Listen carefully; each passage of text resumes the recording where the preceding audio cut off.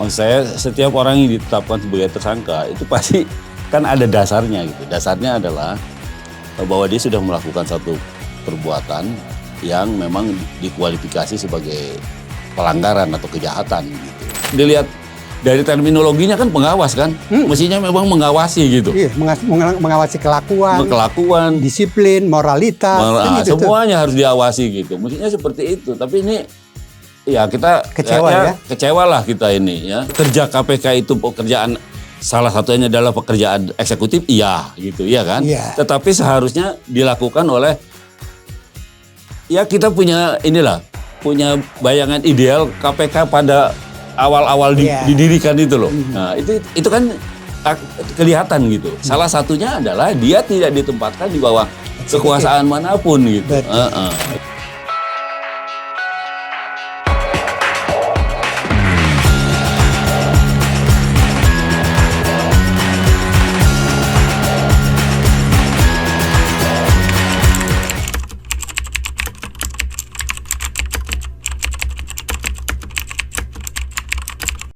Hari ini saya merasa gembira karena kawan lama saya berkunjung ke podcast ini untuk berdiskusi tentang situasi hukum kita belakangan ini. Dengan ditetapkan Firly Bahuri sebagai tersangka dan dilengsarkannya Ketua Mahkamah Konstitusi, terus terang memang situasi hukum kita tidak baik-baik saja. Ini adalah dua lembaga yang sebenarnya dihasilkan oleh Reformasi 1998. Tetapi kenyataannya dalam perjalanannya semakin hari terlihat bahwa dua lembaga ini semakin terpuruk. Saya akan ngobrol, berdialog, dan berdiskusi dengan kawan lama saya ini untuk mencoba memahami situasi ini. Apa yang sebenarnya terjadi? Dia adalah Abdul Fikar Hajar, dosen Fakultas Hukum Trisakti yang baru pernah waktu bulan lalu dan sekarang dia lebih dikenal sebagai ahli hukum pidana dan sering pendapatnya dikutip oleh media-media mainstream. Abdul Fikar Hajar, ahli hukum pidana. Terima kasih Fik sudah datang ke podcast Lintas Generasi. Oke. Tadi malam Firly Bahuri ditetapkan sebagai tersangka oleh Polda Metro Jaya. Iya. Ini kita harus sikapi gembira atau bersedih? Saya kira wajar-wajar saja gitu. Gini, maksud saya setiap orang yang ditetapkan sebagai tersangka itu pasti kan ada dasarnya gitu. Dasarnya adalah bahwa dia sudah melakukan satu perbuatan yang memang dikualifikasi sebagai pelanggaran atau kejahatan gitu. Nah, karena itu siapapun menurut saya termasuk Ketua KPK ya ini saya kira ini menggambarkan hukum itu berlaku pada siapapun gitu. Ya. Artinya tidak ada pembedaan apapun gitu ya ketika memang hukum itu harus diberlakukan gitu. Termasuk kepada penegak hukum. KPK itu kan kalau kita lihat selama ini menjadi penegak hukum yang dia lain sendiri ya, eksklusif dan kemudian juga sebenarnya menjadi harapan banyak orang gitu, ya kan? Jadi harapan masyarakat dan sebagainya. Tapi di sisi yang lain ya itu, saya bilang sepanjang orang yang memimpin masih manusia ya bisa saja terjadi gitu. Artinya dengan peristiwa ini sebenarnya kita masih punya harapan bahwa KPK ke depan akan bisa lebih baik meskipun sebenarnya sudah dihancurkan tanda petik ketika undang-undang tentang KPK itu diubah. Betul. Ya dulu kan secara undang-undang KPK duduk atau ditempatkan sebagai lembaga independen yang tidak terafiliasi kepada satu kekuasaan manapun gitu kan. Dengan yang baru kan dia menjadi eksekutif gitu ya. Nah, saya tidak tahu apakah Firly ini dulu atau ketua KPK yang sekarang ini dulu bagian dari eksekutif. Dia memang bagian dari eksekutif. Kalau nggak salah dia anggota kepolisian gitu ya.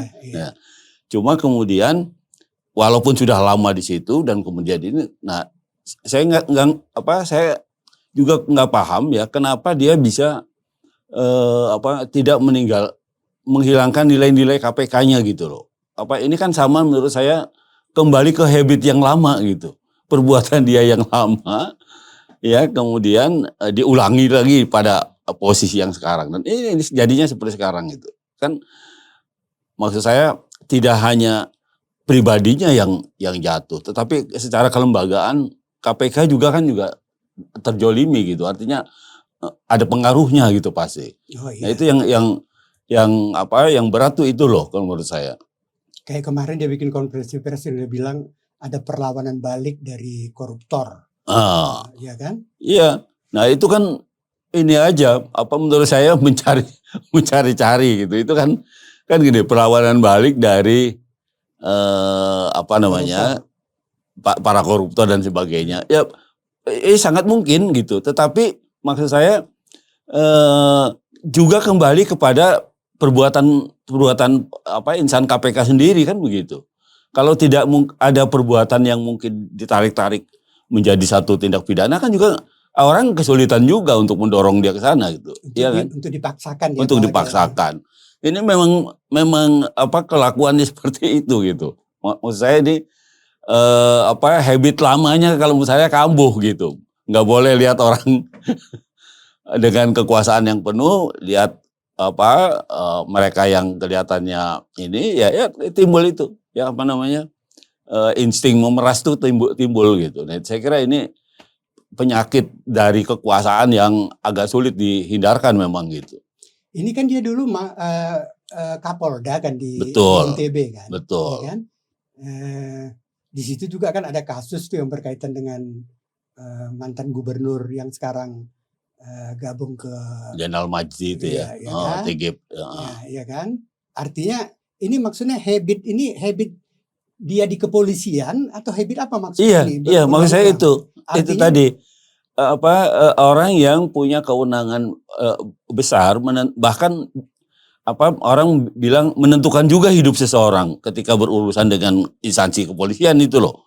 Ketika orang sudah dituduh melakukan kejahatan, ya menurut saya separuh riwayat hidup baiknya itu sudah hilang gitu ya. Nah itu yang terjadi itu gitu. Ketika dia melakukan perannya sebagai kepolisian gitu ya, kan sebetulnya kan kepala polisi bagus, iya kan, mengayomi masyarakat, menjadi penegak hukum, menjaga keamanan gitu ya, secara teoritis bagus gitu, tapi bahwa ada banyak oknum yang kemudian dengan kekuasaannya kemudian menggunakan itu. Nah itu yang membuat banyak oknum itu terperosok ke arah itu gitu. Nah menurut saya dan itu sulit juga dihindarkan gitu ya, bahwa orang pernah pada lembaga itu kemudian dia keluar gitu ya, sifat-sifat baik yang baiknya maupun yang buruknya ya ikut juga gitu. Nah saya kira ini sekarang muncul gitu ya, muncul ketika dia menjadi ketua KPK, punya kesempatan yang besar, punya kewenangan yang besar, tapi kemudian kewenangan itu ya itu tadi ada insting yang lamanya itu keluar lagi gitu. Nah karena itu kemudian terjadi peristiwa ini ya, terjadi pemerasan. Memang sebenarnya ya dia juga sudah punya masalah dengan etik ketika soal naik helikopter ya. Betul. Itu sudah diingatkan sebenarnya ya. Tapi ya waktu itu Dewas Dewan Pengawas KPK tidak bekerja secara benar kan. Betul. Kalau misalnya waktu itu kasus helikopter diselesaikan baik, mungkin dia akan tertahan untuk melakukan tuduhan yang sekarang ini nih, yang pemerasan kan. Betul. Orang kan kadang-kadang berbuat salah yang kecil dibiarkan, itu kan menjadi berani untuk berbuat sesuatu yang lebih besar kan. Betul ya, anggapan seperti itu menurut saya benar. Ketika orang melakukan kesalahan kemudian tindakannya kurang tegas, bahkan ada kesan mentolerir juga begitu ya, makanya itu tadi ya, bukannya dia menghilangkan sifat malah kemudian instingnya meningkat gitu. Kalau bisa yang lebih besar menggunakan itu, menggunakan kesempatannya. Nah itu yang saya kira ini yang terjadi seperti itu gitu. Dan sebenarnya kan sistem di KPK itu kuat loh. Maksud saya ketat gitu. Tapi mungkin karena dia ada di puncak kekuasaannya, itu yang kemudian sistem itu ya akhirnya orang juga yang mengendalikan gitu. Iya kan? Kan susah sebenarnya antara sistem dengan orang. Ketika orang tunduk pada sistem gitu ya, maka organisasi itu akan berjalan dengan baik. Tetapi ketika orang menyalahgunakan sistem gitu, dan yang paling bisa menyalahgunakan adalah orang yang punya otoritas kan gitu ya kan. Nah, dan itu menurut saya akibatnya tidak sedikit gitu, tidak hanya pada dirinya gitu, tapi juga merusak institusi gitu. Nah, ini yang sangat dikhawatirkan gitu. Saya percayalah KPK mungkin dengan kasus ini juga tidak akan goyah sebagai lembaga penegak hukum korupsi gitu ya. Tetapi bagaimanapun juga ini menjadi cibiran orang gitu. Ya. Artinya apa? Artinya ya mungkin ya akhirnya pada pola rekrutmen lah dan milih orang siapa dan sebagainya. Itu juga akhirnya kan juga ini menentukan gitu. Kalau sebelumnya kan tradisinya kan mereka itu kan kolektif kolegial. Ya. Lima orang kan? Betul. Itu kan saling mengawasi. Betul. Tidak boleh bertemu dengan calon tersangka, harus ditemani dengan ya kan gitu-gitu tuh. Betul. Ini kok bisa nyelonong sendiri? Yang 4 ini apa kerjanya ini? Maksudnya nggak terjadi saling yang tadi kau bilang sistem ya, sistem di KPK itu nggak jalan. Ya, betul. Jadi orang jahat tanda petik bisa seenaknya gitu loh. Iya, iya. Ya, menurut saya ini ada pola relasi. Kan gini. Di Indonesia itu kan menurut saya sistem juga kadang-kadang tidak bisa berlaku dengan tegas kan. Karena ada sifat kita yang kekeluargaan itu loh. Nah, itu yang kadang-kadang juga kalau menurut saya menghambat sistem gitu. Nah, saya kira itu juga itu satu. Terus yang kedua, dalam tradisi keluarga kita orang-orang Indonesia ini ada orang yang dituakan. Nah, itu juga ini menurut saya berpengaruh juga gitu. Paternalistiknya itu berpengaruh. Nah, karena itu kemudian dengan latar belakang status dia yang dahulu, dia sepertinya menjadi one man show gitu. Sepertinya di komunitas itu dia menjadi oke, bahwa dia pimpinan, iya, mestinya kan pimpinan untuk memimpin organisasinya kan gitu ya, sama-sama gitu. Tapi dia mencuat sendiri, bahkan dia menggunakan kepemimpinannya untuk hal-hal yang bersifat pribadi, yang akhirnya ya timbul perkara seperti ini seperti sekarang. Tapi memang periode ini memang agak parah ya. Itu kan yang satu si Lili itu. Ya. Yang akhirnya Lili Pintauli sebelum diperiksa Dewas, buru-buru mengundurkan diri. Sekarang Firly, ya kan. Ini betul. Dosa sebenarnya panitia pemilih panpel dulu itu kan yang dibentuk oleh istana kan. Betul. Dan juga dosa DPR kan yang berapa dikirimkan dulu nama?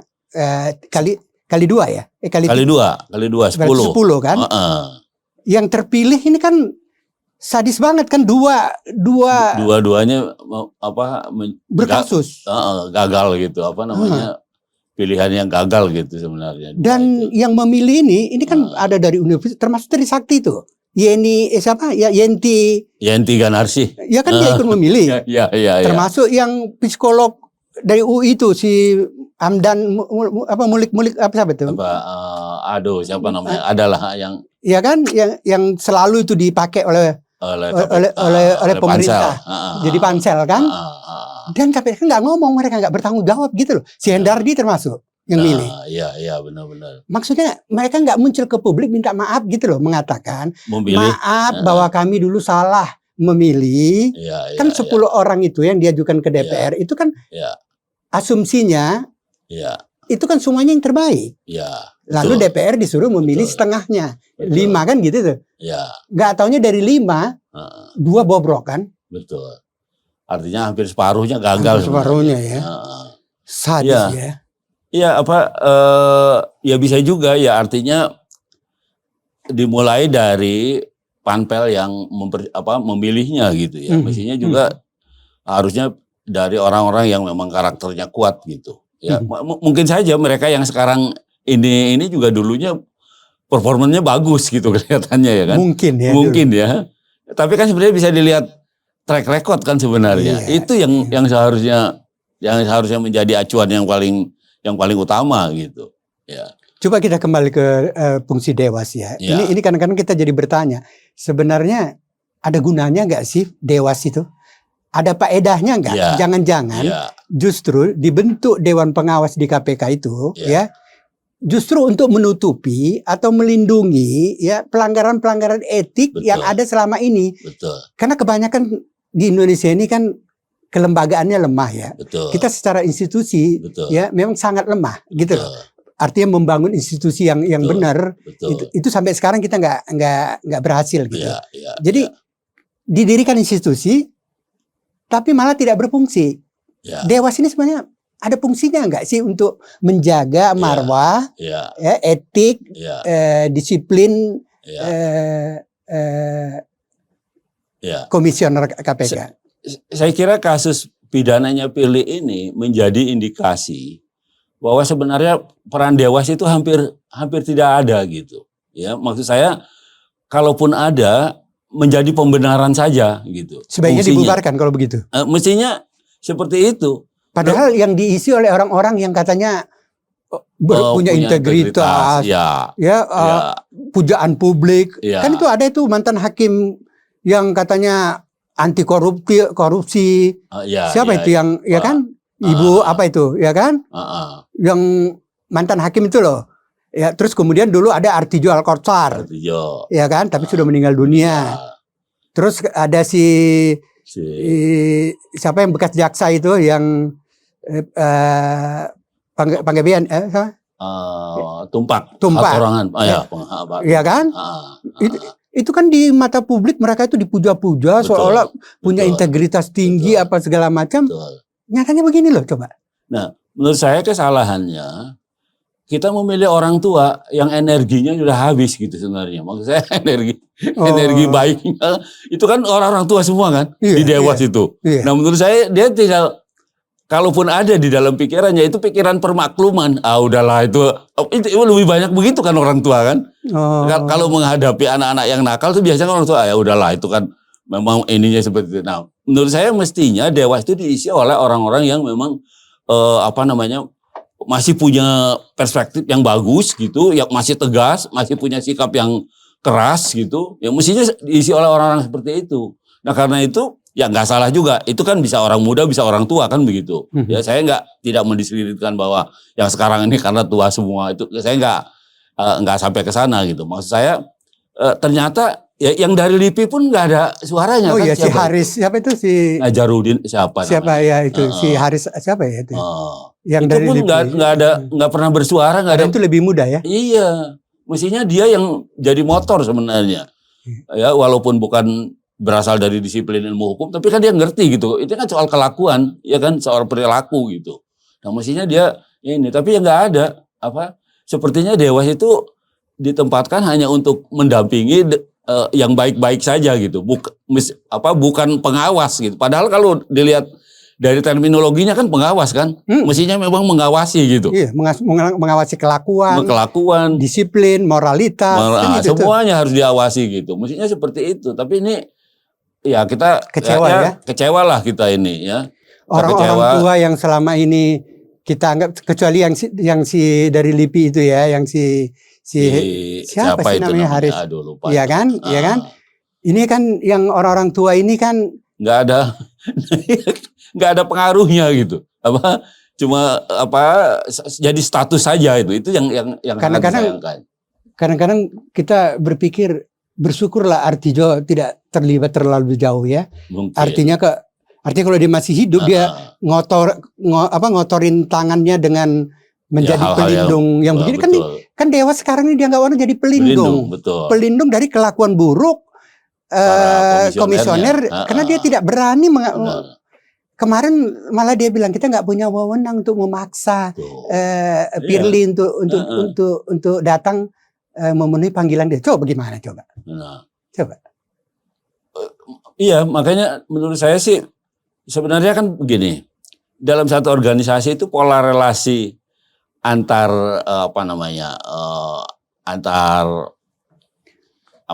seksi atau antar ini ya itu kan bisa dibangun dengan sendirinya. Maksud saya bisa dibangun dengan kalau punya karakter ini Dewas ini itu saya kira KPK juga akan ini kan tidak kelihatan bahwa mereka menghormati Dewas atau apa segala. Itu sama sekali nggak terlihat gitu. Ya, bahwa di Dewas itu harus ada umpamanya tokoh-tokoh hukum yang besar, oke, itu. Tetapi saya kira ke depan itu Dewas itu harus juga diisi oleh organisatoris yang kritis gitu, yang kritis terhadap keadaan gitu. Tidak hanya pada keadaan, tapi juga pasti dia akan kritis terhadap orang-orang gitu. Apakah kita masih bisa percaya selama dia masih di bawah rumpun eksekutif? Artinya, apakah kita masih punya harapan selama ini tidak dikembalikan ke undang-undang KPK yang lama? Artinya dia harus menjadi lembaga yang mandiri, independen. Apa kita masih, maksudnya Fikar masih percaya bahwa dengan kondisi kayak gini kita hanya mengubah orang yang akan nanti mengisi Dewas, orang yang akan mengisi komisi. Apakah masih percaya bahwa KPK bisa lebih baik ke depan? Nah ini yang menurut saya ya memang harus ada perubahan ya.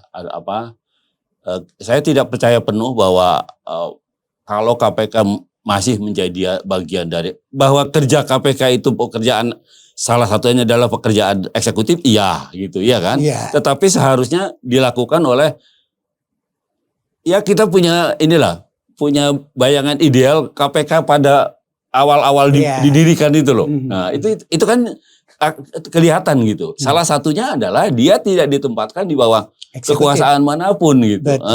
Itu yang salah satu sebabnya itu gitu. Sehingga dia merasa punya kebebasan berekspresi gitu, punya kebebasan melakukan tindakan-tindakan yang kemudian juga berefek pada organisasinya gitu. Nah, itu yang sekarang ini hilang gitu. Sepertinya karena ada di bagian eksekutif tanpa harus diawasi oleh eksekutif, benar-benar juga dia perasaannya sudah eksekutif gitu loh. Kita kan bagian dari pemerintah, nggak boleh terlalu ini. Itu saya kira itu yang bikin juga. Pegawai-pegawainya juga dijadikan PNS. Iya, jadi PNS semua. Itu juga menurut saya jadi faktor juga gitu penampilan KPK seperti sekarang ini. Gitu. Mungkin harus dikaitkan dengan sistem politik kali ya. Jadi nggak bisa kita mengubah KPK itu lebih baik tanpa kita mengubah sistem atau kondisi politik kita gitu. Ya. Selama yang berkuasa ya kan tidak punya komitmen atau kesadaran betapa pentingnya KPK itu independen ya akan sulit ya kan. Ini kan sekarang jadi mainan kekuasaan ini. Betul. Ya kan? Iya. Si Firly Bahuri kemarin gertak-gertak saya akan tangkap Harun Masiku katanya. Dia keluarkan surat. Ketika posisinya sudah kejepit. Iya. Di situ kan kelihatan. Kasus Harun Masiku kan terkait dengan petinggi salah satu partai. Iya. Iya kan? Iya. Petinggi partai itu lagi ngegas jadi agak-agak oposisi gitu kan. Iya. Jadi kan orang bisa bermain ini sebenarnya di belakang ini semua sebenarnya ini adalah permainan politik. Ya kan? Iya. Political game gitu loh. Iya, betul. Jadi kita nggak bisa mengubah KPK itu lebih baik kalau kedudukannya seperti sekarang. Iya. Iya, sepakat nggak itu? Iya, artinya seharusnya KPK itu dikembalikan ke asal muasalnya gitu. Dia tidak ada di dalam satu rumpun kekuasaan tertentu gitu. Sehingga dia tidak punya ikatan bahwa dia penegak hukum gitu. Iya kan? Bahwa saya kira juga mungkin lebih pas ditaruhnya di yudikatif mungkin ya. Walaupun kan sebenarnya gini, ekspresi KPK itu sebenarnya ekspresi dari penegak hukum kan sebenarnya gitu. Ya kan, menangkap, menahan, menyelidiki, menyidik gitu, ya kan? Nah, mestinya menurut saya lebih pas ditaruh di, kalaupun harus di bawah satu rumpun kekuasaan, dia rumpun kekuasaan yudikatif. Yudikatif, gitu. bukan eksekutif. Bukan eksekutif. Dan bukan legislatif. Bukan legislatif. Nah, karena itu dia Karena bisa. kalau di bawah DPR bisa lebih parah ya. Oh, gawat itu kan. Malah diatur orang. Sekarang aja kan, karena pemilihannya di DPR juga itu ada pengaruhnya kan. Iya, iya. Ya, karena memang yang punya kewenangan memilih mereka kan gitu. Karena kan pilihan di DPR itu kan keputusan politik kan. Nah, iya. Itu kan permainan politik antar Betul. praksi-praksi di situ kan. Betul. Ada titipan-titipan segala Betul. macam. Kalau nggak punya cantolan politik nggak bisa jadi. Karena aku 2 kali gagal. 2 kali gagal ya. 2 kali gagal. Komisi judisial ya. Iya, Komisi Judisial, KPK juga. Oh, KPK sempat berarti. Sempat, udah sampai aku ke ini juga. Karena fit and proper test. Iya. Karena nggak Iya. punya link politik ya. Iya, karena itu. kita tidak main seperti orang gitu. Kita jalan aja percaya dengan. Nah, jadi pertanyaannya kembali tadi pertanyaan saya, kita masih bisa punya harapan dengan nanti kita tidak, tapi kemungkinan besar ini kan akan sampai ke pengadilan mungkin ya. Kalau dimundur lagi Firly kayaknya publik bisa marah ya. Maksudnya mungkin kalau misalnya Firly diberhentikan sementara ini oleh keputusan presiden, karena kan aturannya begitu. Kalau tersangka ya kan. Lalu salah satu dari 4 itu. 4 itulah yang akan nanti menjabat sebagai ketua KPK. Dan kita bisa berharap dari 4 yang, karena yang 1 juga kan bermasalah sempat. Si Tanak juga. Iya kan? Yang bekas jaksa itu kan? Ya, yang John Tanak, John Tanak. Betul Pak, itu siapa? Yang kirim WA ke Kementerian Energi kan? SDM kan? SDM. Iya. Ya, artinya produk yang sekarang ini ya seperti itulah gitu. Ini ya kan gambarannya. Nah, ini yang menurut saya sih harus ada tindakan entah DPR dan entah pemerintah mempercepat ini gitu. Mempercepat ini, membuat pansel yang cepat, kalau perlu mengganti memang orang-orang yang tidak punya integritas gitu. Itu yang penting gitu. Karena kan KPK kan ininya di situ kan, landasan-dasarnya pada integritasnya gitu. Ketika dia sudah tidak punya integritas, udah ya terjadilah kasus-kasus Firly, kemudian Lili Pintauli, nah yang seperti itu gitu. Dan ini juga agak aneh gitu. Sebelum-sebelumnya ketika ketua komisi atau komisioner KPK disangka gitu loh, melakukan kayak waktu kasus Bambang, kasus Abraham Samad ya. Itu publik ribut gitu loh. Kasus siapa lagi sebelumnya yang si Hamzah ya, si Chandra Hamzah, Bibit Samad. Itu kan publik ribut gitu loh untuk mendukung. Ini sepi loh, nggak ada yang dukung. Ini nggak, iya betul. Itu artinya apa, kira-kira? Ya, ini artinya masyarakat sudah tidak merasa memiliki KPK, terutama bukan secara kelembagaan, tetapi lebih dikaitkan dengan orang-orangnya gitu.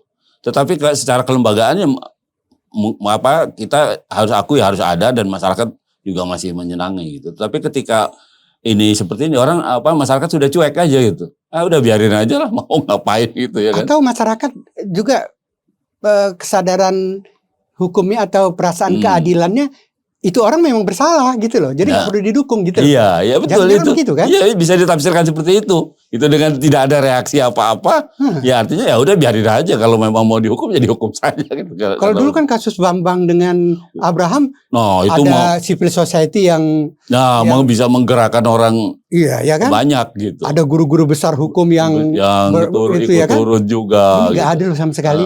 Akhirnya dia membela diri sendiri, dia bilang bahwa perlawanan balik. Ada perlawanan balik dari koruptor terhadap gitu. Diri saya dia bilang, kan?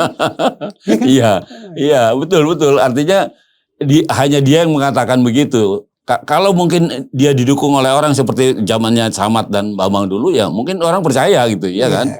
Tapi kalau sekarang ya sulit gitu. Orang sepertinya membiarkan semuanya. Biar aja dia main ini sendiri karena memang kelakuannya seperti itu gitu. Oke, sekarang kita pindah ke kasus Firly khusus secara hukum. Dia kan disangka, belum dituduh ya, disangka pemerasan dan gratifikasi. Ya, Ini kan sebenarnya ancaman hukumnya tidak beda jauh sih, gratifikasi dengan pemerasan ya. ya, Minimal 4 tahun, ya, maksimal 20 tahun penjara, lalu Ya. denda sekian 100 juta atau maksimal 1 miliar, ya, lalu kemungkinan seumur hidup. Ya. Begitulah itunya ancaman Ya. hukumannya, Ya. ya kan? Kalau pemerasan itu kan ada pemaksaan tuh. ya, Mudah nggak Fik membuktikan pemerasan itu. kalau kasus pemerasan, dia kan dituduh pemerasan nih. Ya. Nanti gratifikasi Oke. kita bahas. Pemerasan dulu deh secara Oke, hukum pidana. saya bilang gini. Dalam kasus itu, saya salah satu ahli itu dari 5. Jadi saya juga didengar sebagai keterangannya sebagai ahli. Keterangan ahli ya. Keterangan ahli di kasus itu ya. Oh, di Polda waktu itu Di dipanggil. Polda. Di Oh. Polda. Jadi Diminta sebagai ahli sebagai ahli menganalisis kasus itu. memberikan Keterangan, tanggapan mengenai pasal yang didakwakan. Ah, Gitu. ah. Nah, dakwaannya itu 3.